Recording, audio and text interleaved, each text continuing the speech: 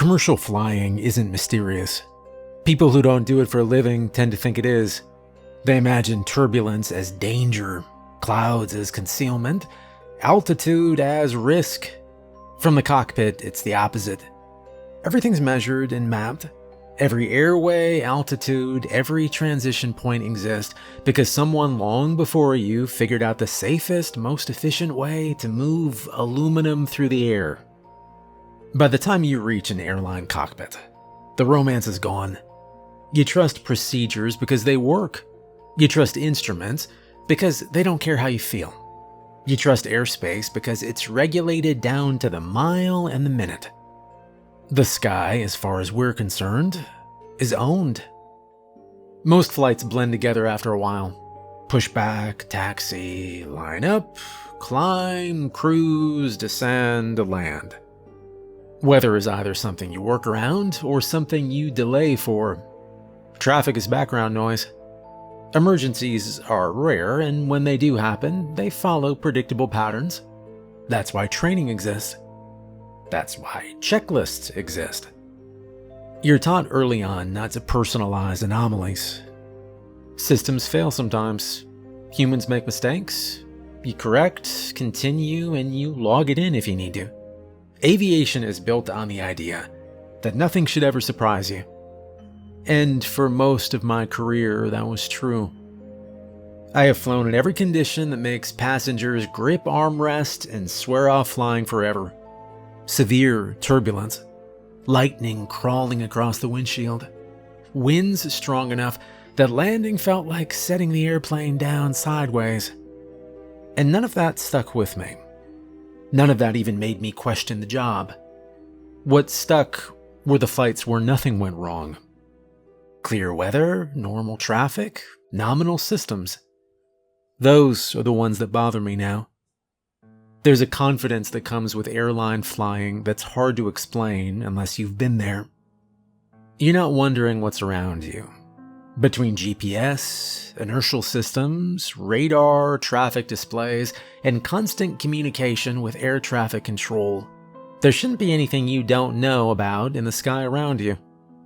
The phrase we use is situational awareness, and modern cockpits are designed to make it nearly impossible to lose. You know where you are, who's above you, who's below you, who's crossing 10 miles ahead, and who will be there in 5 minutes. The margins are tight, but they're intentional. That's why when something doesn't line up, it's unsettling in a way turbulence never is. Turbulence is chaotic, but it follows rules. Wind shear, thermal activity, mountain waves, you can point to causes. You can explain it and brief it. You can predict it. What I'm talking about are moments when the sky behaves like it skipped the step. I didn't notice it at first. Most pilots wouldn't.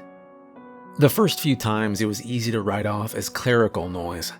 A bad timestamp, a delayed data entry, somebody on the ground clicking the wrong field in a system that feeds a dozen others. Aviation runs on layers of software stitched together over decades, and small errors happen. But small errors don't repeat cleanly. They don't show up across independent systems that aren't supposed to talk to each other.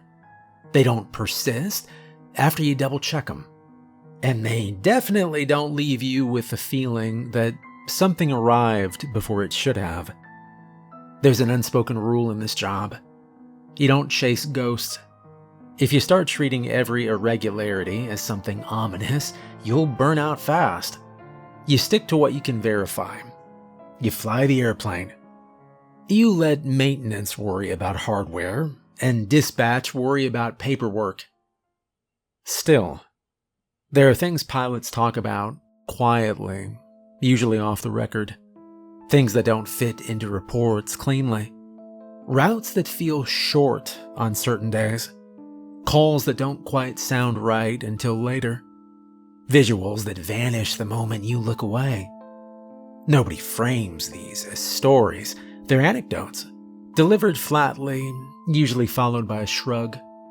Aviation attracts practical people. We don't lean into mystery. And that's why it took me years to accept that what I was seeing wasn't random. It wasn't weather or fatigue, and it wasn't coincidence. The sky behaves the way it does because we expect it to. Because we assume distance is fixed, time is linear, and airspace is consistent. Almost all of the time, those assumptions hold. Almost. The flights I'm about to describe didn't involve emergencies. No maydays or screaming alarms or heroic landings. They were ordinary flights that ended with data that didn't belong to them. And once you notice that kind of thing, it becomes harder to ignore the days when the sky feels just a little too efficient, a little too close. Alright, well, let's get to incident 1. The suitcase that arrived first. This one didn't feel important at the time. If anything, it felt like a mild inconvenience wrapped in somebody else's problem. We were already taxiing in when the cabin crew called up to the cockpit to let us know a passenger had a question about their bag. That happens on almost every flight. People worry their luggage didn't make it. They misread the carousel numbers. They assume the worst before the aircraft door is even open. We told the lead flight attendant to have the passenger check with baggage services at the terminal. Standard response. We shut down, ran our checklist, and opened the door. Nothing unusual. The flight itself had been unremarkable. Short hop with clear weather and light load. Smooth ride the whole way down. We'd been a few minutes early on arrival, which always feels like a small victory, even though it doesn't actually change anything. I was finishing up paperwork when the same flight attendant came back up front. She said the passenger was insisting that their bag was already waiting for them. I remember half smiling and saying something like, "That'd be a first," without really thinking about it. She didn't laugh. She said the passenger had a photo. That got my attention. I followed her off the aircraft and down into the jet bridge where the passenger was standing with their phone out. Middle-aged guy. Calm, not angry or excited, just confused. He showed me a photo of his suitcase sitting by itself near the carousel. It was unmistakably his. Distinctive color, scuffed corner, a ribbon tied to the handle. The timestamp on the photo showed it'd been taken 10 minutes earlier. At that point, I assumed it was a reused bag photo from a previous trip. People do that sometimes. They try to prove a point by recycling evidence. I don't know, it's strange. And then he showed me the baggage claim notification. His bag had been scanned into the destination system before we landed. That's the part that still sticks with me. Airplane baggage handling is messy, but it's not magical. A bag doesn't exist in the arrival system until it's physically offloaded, scanned, and inducted onto a belt. Every step is logged automatically. It's not dependent on one person remembering to click a button. I told him to head to baggage services and said I'd check with ground operations. Again, nothing dramatic, just due diligence. By the time I got back to the cockpit, the first officer had already heard about it from the ramp crew, and they were just as confused. We pulled up the timeline. Departure scan, correct. Bag loaded on our aircraft at the origin. Weight and balance reflected it. Cargo door sealed. Arrival scan, time-stamped 7 minutes before touchdown. I checked the flight log to make sure it wasn't misreading something. The aircraft's on-block time was recorded properly. The arrival scan predated it cleanly. Not by seconds, by minutes. Ground ops assumed it was a system sync issue. That's the phrase they used. A delay between systems updating or a cached entry being released early.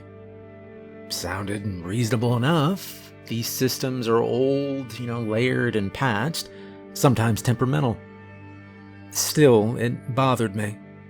I asked if any other bags from our flight had similar timestamps. They didn't.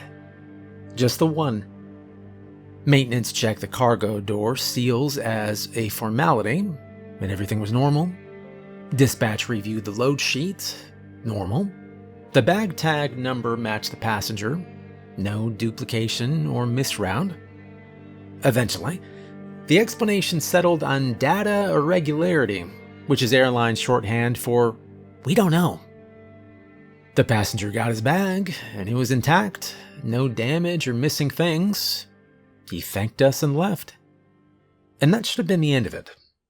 But later that night, after we'd flown another leg and parked for the evening, the first officer brought it up again. He asked if I'd ever seen anything like that before. I said no. He said neither had he. What made it worse wasn't the anomaly itself. It was how clean it was, No errors or system meltdown, It was like one object behaving as if distance didn't apply to it. Well, a few weeks later, something similar happened on a different route. Different aircraft and crew and airport. Same result. A bag scanned into the arrival system early. This time, the difference was that someone noticed before the aircraft even landed. Ground ops flagged it while we were still on descent. They assumed the bag had been misloaded onto an earlier flight. It hadn't. The tag trace showed it loaded onto our aircraft at the origin. The ramp cameras confirmed it. The bag never left the plane. Yet there it was, logged as having arrived. Again, no other bags showed the same behavior. Again, the explanation was quietly closed as a system error. Well, I started asking around, casually, over coffee during layovers, in the way pilots talk when they're not writing anything down. A cargo captain told me he'd seen a pallet register as delivered while they were still over the ocean. He'd laughed it off at the time. Another pilot mentioned a wheelchair that appeared at the gate before the aircraft reached the stand. He said he assumed it was a coincidence until he realized the gate hadn't been assigned yet. None of these incidents were alarming on their own. Nobody filed safety reports or escalated them. They didn't affect operations. But they shared the same shape. An object arriving before its carrier. At first, I told myself I was looking for patterns that weren't there. That's human nature. Once you notice something odd, you start seeing it everywhere. But I kept quiet records just for myself. And the more I looked, the more strange things got. Incident 2. The Missing Minutes. Now, the next one didn't involve baggage or ground systems. It involved us. It was a medium-length domestic leg, long enough to settle into cruise, but short enough that you're paying attention to the clock. Those flights live and die on timing. Fuel planning, descent profiles, crew duty limits, everything is built around predictable minutes. Weather was clear from departure to destination. Not mostly clear, but clear. No convective activity. No jet stream anomalies worth mentioning. No altitude changes requested. It was one of those days where flying feels almost automated. We leveled off early and settled into cruise. Engines were stable. Fuel flow was exactly where it should be. Ground speed was normal for the altitude and wind component we had. Nothing unusual. About halfway through the leg, air traffic control asked us to confirm our position. That's not unheard of, but it's a little uncommon. Normally, they already know. Radar, ADS-B, transponder returns. Our position is being tracked constantly. I read back our coordinates. There was a pause on the frequency. Then ATC asked us to say it again. I did, and there was another pause. They came back and asked if we could confirm our ground speed. I glanced down, read it off, and looked at the first officer. He shrugged. Everything looked fine. ATC acknowledged and told us to continue as cleared. And that was it. Now, if that had been the end of it, I wouldn't be telling this story. A few minutes later, we were handed off to the next sector much earlier than expected. The first officer noticed it at the same time I did. He tapped the navigation display and asked if I thought the wind data had updated incorrectly. We cross-checked and it hadn't. The forecast and actuals were aligned. I pulled up the flight plan timing. According to the numbers, we were ahead. According to the engines, we weren't. According to the ground speed, we weren't. According to the clock, we were. It didn't add up. Well, the rest of the flight went normally. Descent, approach, landing, all standard. It wasn't until later, after shutdown, that things started to bother me. I pulled the post-flight data out of habit more than concern. Engine trends were clean. Fuel burn was exactly where it should have been. No spikes or anomalies. And then I looked at the recorded timestamps. The flight data recorder showed a gap. The aircraft transitioned between two logged waypoints faster than the distance between them should have allowed. The timestamps were clean, sequential, no errors. It was as if the airplane had covered a stretch of airspace without spending the expected amount of time inside it. I showed it to the first officer. He frowned, recalculated it manually, and came to the same conclusion. We went through every reasonable explanation. There's no tailwind, no altitude deviation, instrument error, cross-checked across independent systems. GPS glitch, well, possible, but unlikely given the consistency across multiple sensors. Eventually, we landed on the same conclusion aviation always does when something doesn't affect safety. Log it and move on. So we did. The next time it happened was 3 months later. Different route and aircraft, similar length. Same result. This time, ATC noticed again. They asked us to slow down. That got my attention. You don't get asked to slow down in cruise unless spacing is off. We reduced speed slightly, well within normal limits. A few minutes later, they asked us to slow again. We complied. According to them, we were closing on traffic ahead much faster than expected. According to our displays, we weren't. There was no visual traffic, nothing on the scope. After landing, I requested a copy of the ATC timing data through normal channels. They took a while. By the time it came back, I'd almost forgotten about it. The timestamps didn't match ours. Their system showed us passing through controlled airspace earlier than our onboard systems indicated. I stopped talking about it openly after that. Not because anybody told me to stop, but because I recognized the look people gave me when I brought it up. Aviation doesn't reward curiosity unless it improves safety or efficiency. Everything else is noise. Still, I started paying closer attention.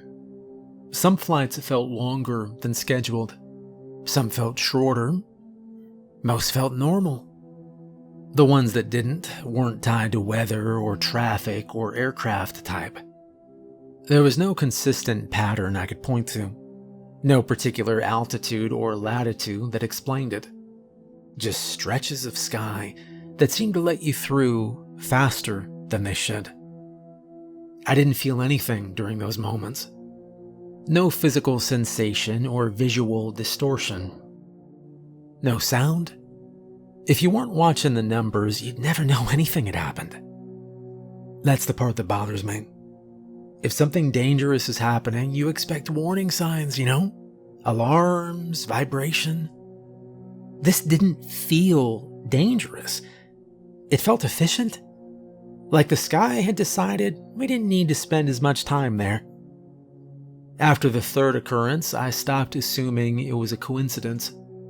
After the fourth, I stopped telling myself it was fatigue. After the fifth, I started wondering what would happen if we stayed inside one of those compressed stretches longer than usual. So far, we never have. Not deliberately, anyway. And that's probably for the best. Incident 3. This one took time to understand. At the moment it happened, there was nothing about it that felt wrong. It sounded exactly like a pilot doing his job. We were in cruise, mid-morning, clear skies, international airspace, but well within normal commercial corridors. The radios were busy in the way they usually are. Position reports, altitude confirmations, handoffs between sectors. Nothing stood out. And then a call came in on our frequency. It was brief and professional. The voice identified an aircraft by call sign and tail number, stated their position, altitude, and heading, and requested confirmation of traffic in the area. Standard stuff. I glanced at the traffic display. Nothing showed nearby. Before I could respond, ATC came back and acknowledged the call. They issued a routine advisory and cleared the aircraft to continue on course. The exchange was clean, textbook phraseology, nothing improvised. The voice sounded calm. Male, middle-aged, if I had to guess. Slight accent, hard to place but not unusual. Pilots fly internationally all the time. I remember thinking briefly that his radio sounded a little older. Not bad, just flatter, less processed. But that could have been anything. Radio quality varies. We never saw the aircraft. Not visually. Not on TCAS. Not on radar. That, too, isn't unheard of. Sometimes traffic is below radar coverage, or shielded by terrain, or filtered out momentarily. It happens. A few minutes later, the aircraft called again. Same voice and calm tone, same professional cadence. They thanked ATC and reported clear of the area. Then the frequency moved on. The rest of the flight was uneventful. We landed, parked, and went about our day. It wasn't until that evening, during a layover, that the first officer brought it up. He asked if I'd noticed that the call sign sounded unfamiliar. I shrugged. Call signs change. Charter flights, cargo ops, repositioning legs, you hear all kinds of identifiers. He said he'd tried to look it up out of curiosity. It wasn't in the system. That's unusual, but not unheard of. Databases lag. Temporary call signs exist. Military flights sometimes don't populate civilian systems correctly. By the time he showed me what he found, my stomach dropped. The aircraft wasn't missing from the database. It had been removed from it decades ago. The tail number belonged to an aircraft that disappeared over open water more than 50 years ago. No distress call or debris field, no confirmed crash site. It was one of those cases aviation historians argue about. Fuel exhaustion versus mechanical failure versus weather versus something else. The official record listed it just as lost. The call sign had been retired shortly after. No other aircraft had used it since. The hair on my arms stood up when I read that. We pulled the cockpit voice recording from our flight, and the transmission was there, clear as day. We played it back multiple times. The voice hadn't changed, no distortion, no background noise that didn't belong. No indication it was anything other than a normal radio call. ATC confirmed they'd heard it too. When we asked if they'd pulled the aircraft's radar track, the answer came back short and final. There was no radar track, no primary return or secondary transponder. Nothing. Just a voice. Someone suggested it might have been a replay, an old transmission bleeding through, a recording accidentally rebroadcast. That explanation didn't hold. It wasn't a tape. It was interactive. The internal discussion stopped there. Not because anyone ordered it to stop, but because nobody wanted to push it further. There are moments in aviation where you realize you're brushing up against something that doesn't have a checklist. We were quietly advised not to file anything formal beyond noting unidentified transmission. That phrase covers a lot. The recording was archived, and life went on. I told myself it was a coincidence layered on top of another coincidence, that the call sign match was unfortunate, but meaningless, that someone somewhere had reused an old identifier without updating a database.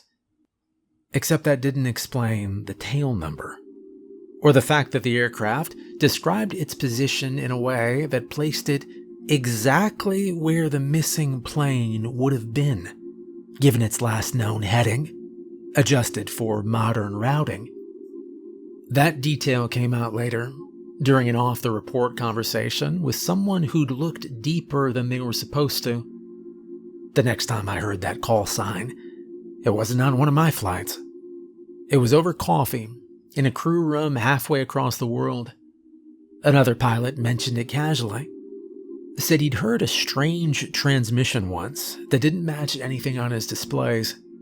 Said the voice sounded old-fashioned, whatever that means. When I asked him what the call sign was, he hesitated. Then he told me. And it was the same one, same number. He hadn't looked it up because he hadn't wanted to. Neither of us said anything else after that. There are ghosts people talk about in aviation, phantom airports, runways that appear in fog, lights that don't belong to anything. Most of those stories get exaggerated with retelling.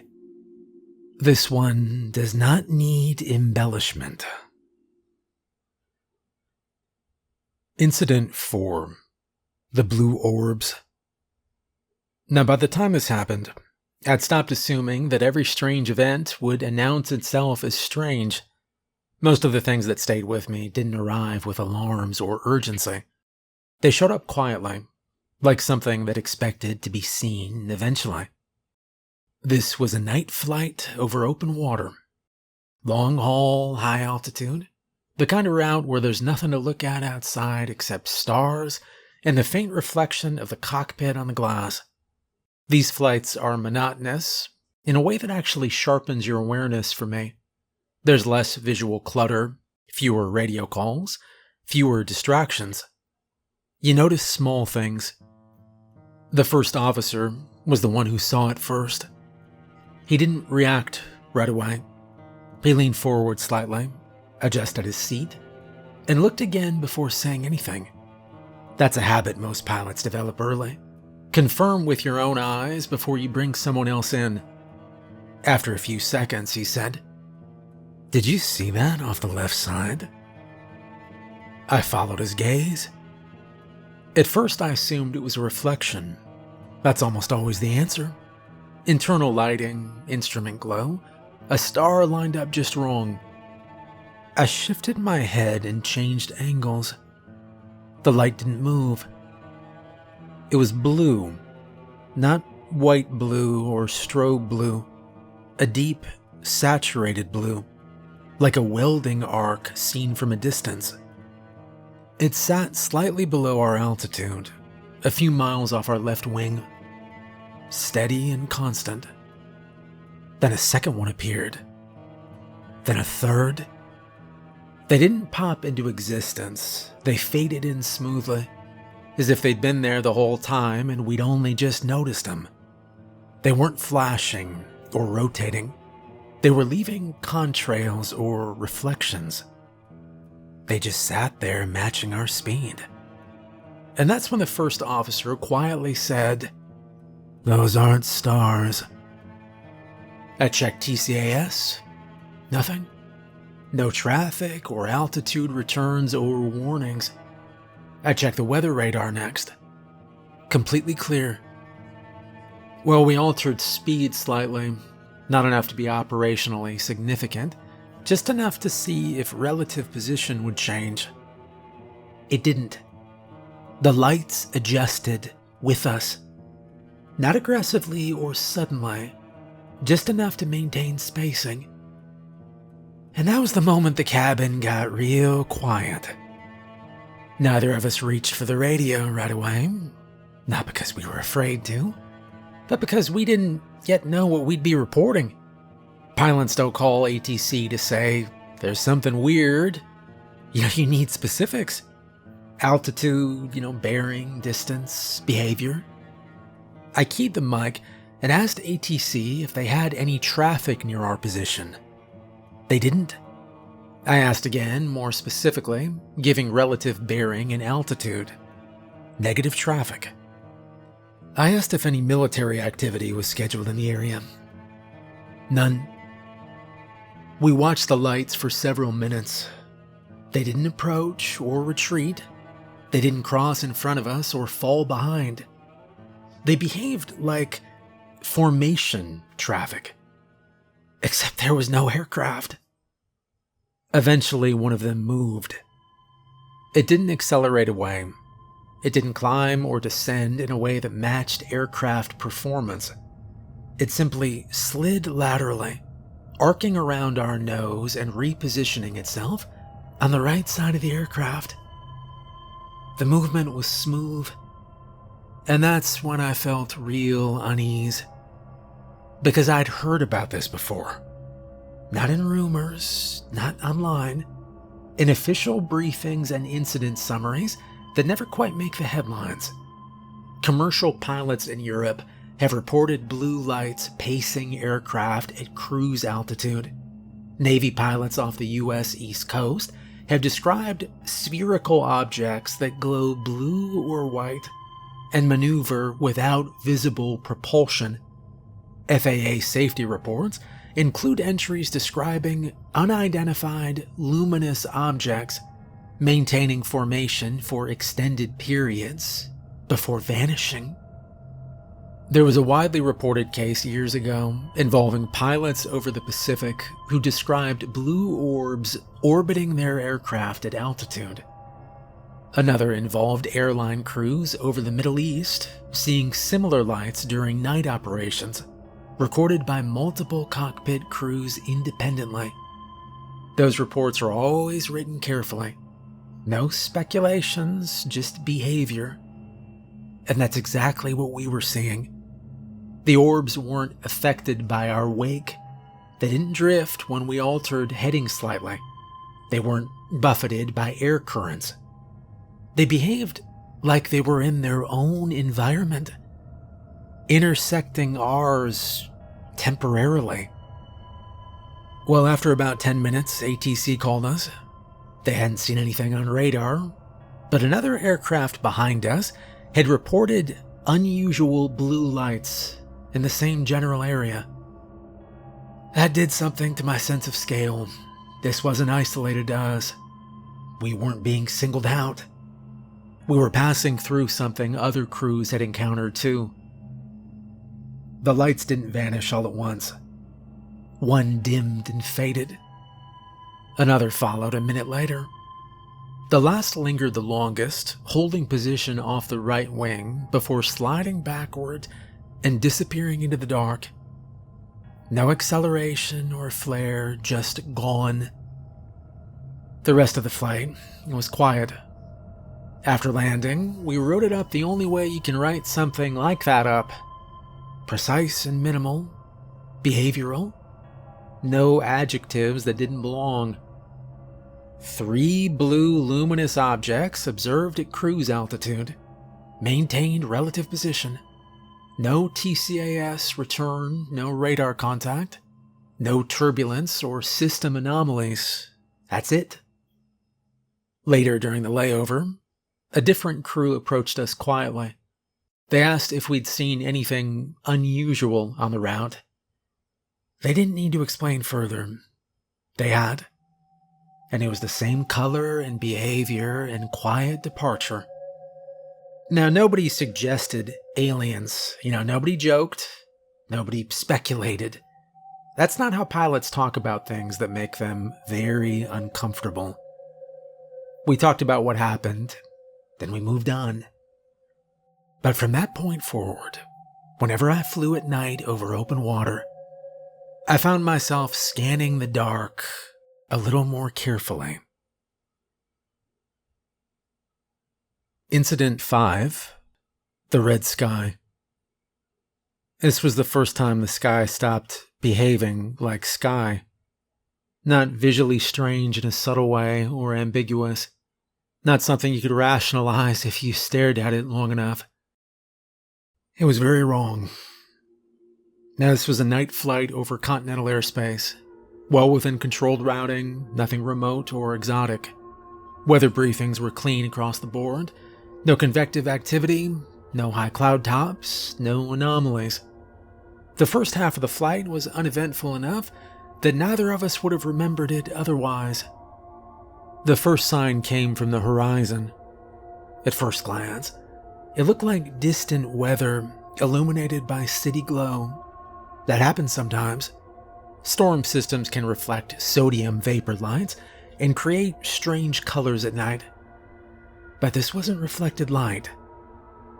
The sky ahead of us, it was red. Not streaked, not layered or moving. A deep, uniform red filled the entire forward view, from left to right, from below the nose to well above our altitude. It didn't brighten gradually, it was simply there, like a wall we hadn't noticed until we were close enough to see it. I checked the weather radar immediately. Clear. I adjusted the tilt, increased gain, switched modes. Still clear. The first officer leaned forward, eyes fixed on the windshield. He didn't say anything at first. The red didn't get closer the way weather does. It didn't resolve into clouds or bands. Didn't change shape. It waited. And then the turbulence hit. Not chop or gradual build. The autopilot disconnected hard, and the aircraft lurched as if it struck resistance. Wasn't air pressure, it was something denser. The controls responded normally, but the feedback felt very wrong, like flying through a medium that wasn't uniform.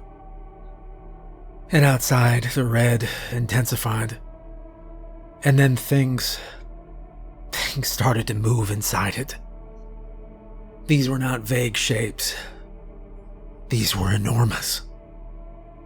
The first one became visible as a silhouette against the red, then resolved enough that scale became impossible to ignore. It was massive, longer than our entire wingspan, moving slowly across our forward field of view.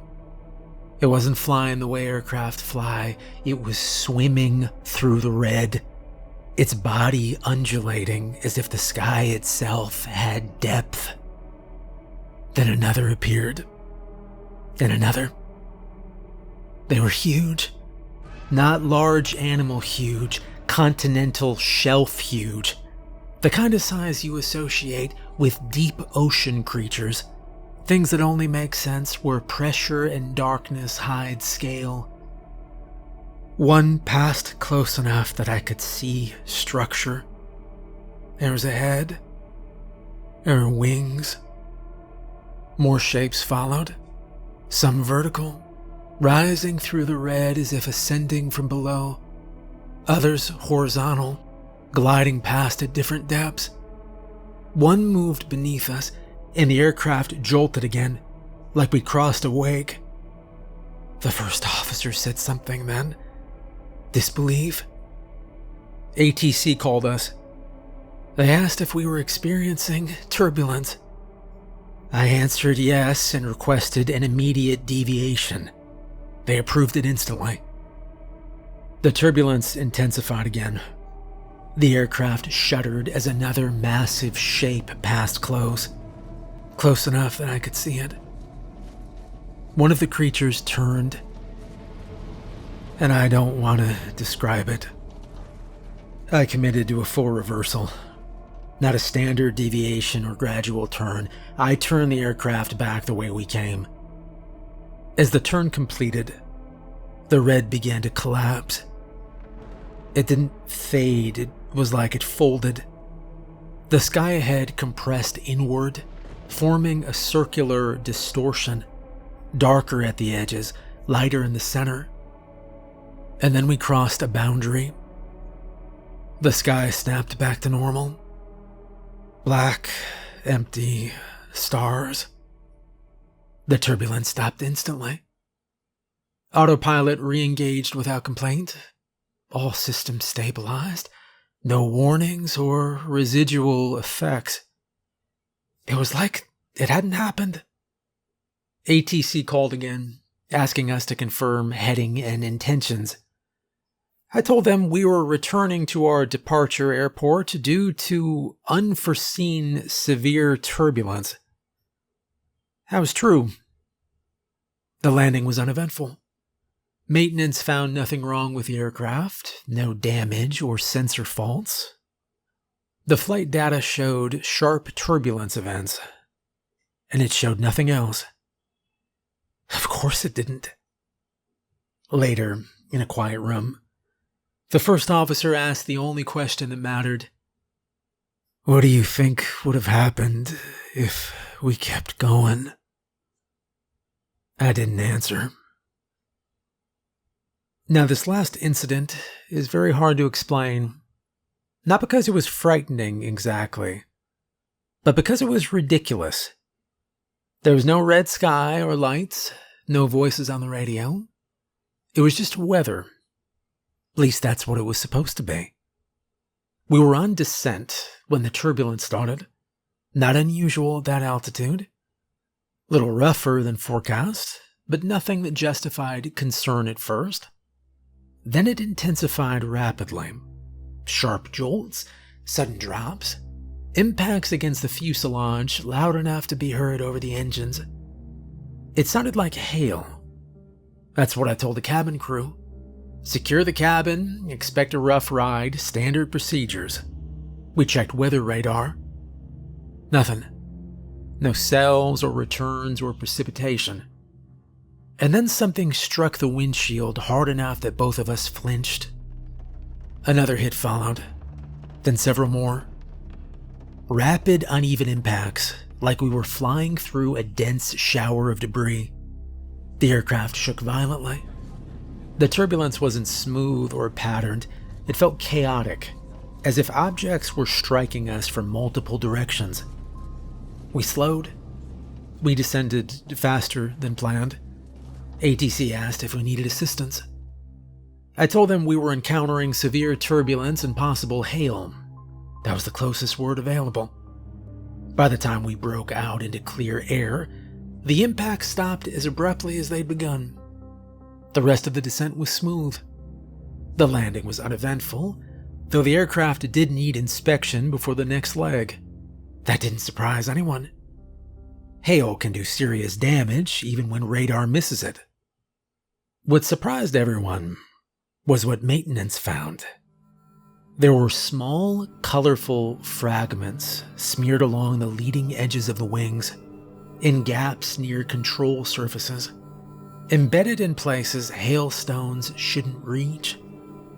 At first, one of the mechanics thought it was insulation or paint transfer from ground equipment. And then he picked one up, and it was sticky. Another one was intact enough to identify. A jelly bean. Not melted or burned, just cracked and flattened from impact. They found hundreds of them. Different colors: red, yellow, green, purple. Some stuck to the wing like residue. Others lodged in seams and crevices. A few had bounced hard enough to leave faint dye streaks in the paint. Nobody said anything for a long moment. Eventually, someone asked if a catering cart had exploded mid-air. It hadn't. Someone else suggested cargo contamination. Yeah, there was no cargo like that on board. Weather logs were checked. No reports of hail. No storms anywhere near our route. No explanation for why candy would be falling from the sky. The official report listed unknown foreign object debris associated with severe turbulence. The jelly beans were cleaned off and disposed of. I think I even saw a couple of our guys eating them. No samples were kept, as far as I know. Of all the things I have seen flying, that's the one people laugh about when they hear it. Even other pilots. Especially other pilots, and I don't blame them. But every time I see a maintenance crew inspecting wings after turbulence now, I think about how easy it is for something absurd to slip through the cracks of explanation. There was no monsters or lights or warnings. Just a hell of a lot of candy falling from an empty sky. Well, I still fly. That's usually the first question people ask when they hear some version of these stories. They expect hesitation or a change in tone, or an admission that something broke permanently in my brain after all this. It didn't, as far as I know. I still trust the airplane. I still trust the systems. I trust the people I fly with. Aviation works because it is built on discipline, repetition, and the refusal to panic when something unexpected happens. None of what I have described took that away from me. What it changed was how I think about the sky. Pilots are trained to believe that airspace is consistent, that distance in physics behaves the same everywhere, that time passes at the same rate regardless of where you are, as long as your clocks agree. We treat the sky like a three-dimensional map you can fold neatly into numbers. And most of the time that model works. But not always. Over the years, I've come to accept that there are pockets of airspace that don't behave the way the rest of it does.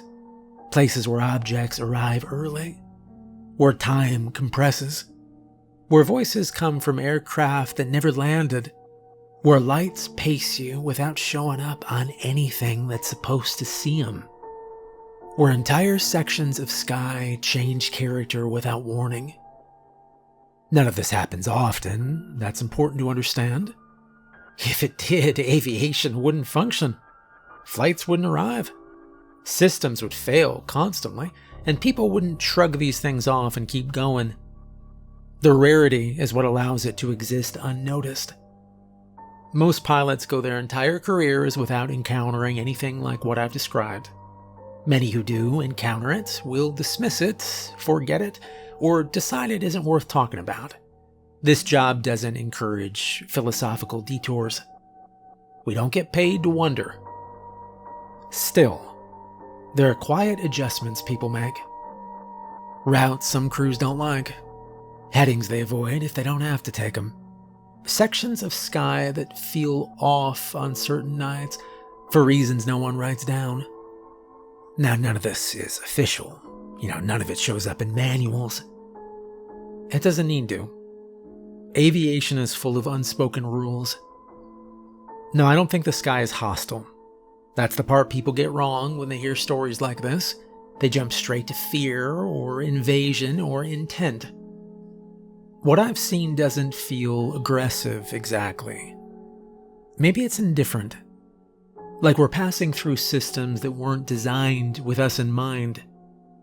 The red sky didn't chase us. The lights didn't intercept us.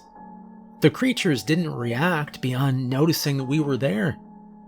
Even the jelly beans, as absurd as that sounds, didn't feel targeted. They just happened. I don't know if that makes it better or worse, because it suggests that whatever else exists up there isn't concerned with us one way or the other. It's like we're incidental. Most days we move through the sky unnoticed. Some days we brush up against something larger. Now, I don't tell passengers about any of this.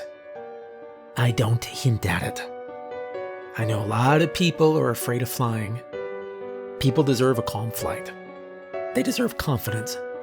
They deserve to believe that the sky behaves the same today as it did yesterday. And most of the time it does. If there's any advice buried in all this, it isn't about fear. It's about humility. The world is bigger than our systems. The sky is older than our maps.